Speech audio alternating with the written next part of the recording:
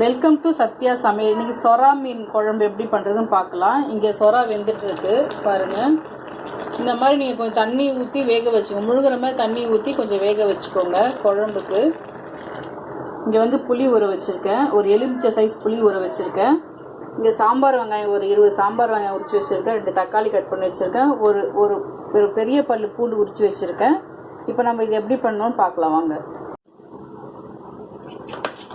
நம்ம இப்போ ஒரு கடாயில் எண்ணெய் ஊற்றிக்கலாம். நல்லெண்ணெய் ஊற்றிருக்கேன். ஒரு 2 டீஸ்பூன் எண்ணெய் ஊற்றிக்கோங்க.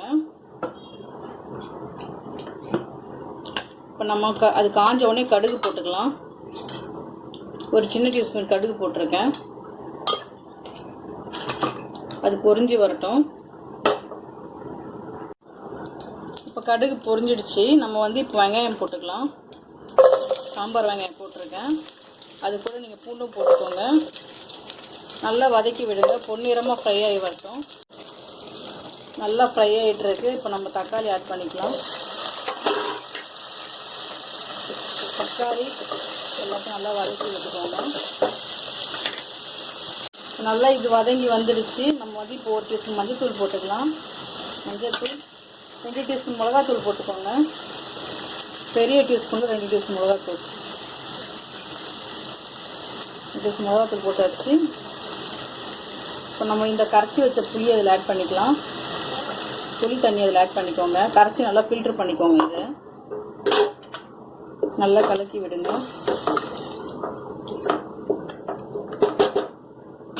நல்லா கொதிச்சு வரட்டும்.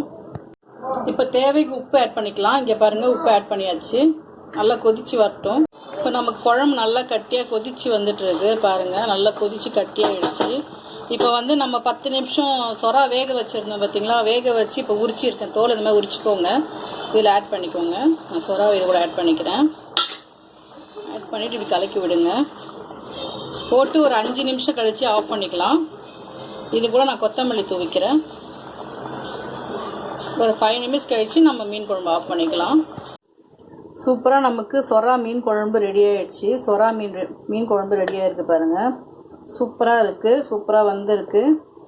இது உங்களுக்கு பிடிச்சிருந்தா லைக் பண்ணுங்கள், ஷேர் பண்ணுங்கள், சப்ஸ்கிரைப் பண்ணுங்கள். தேங்க்யூ.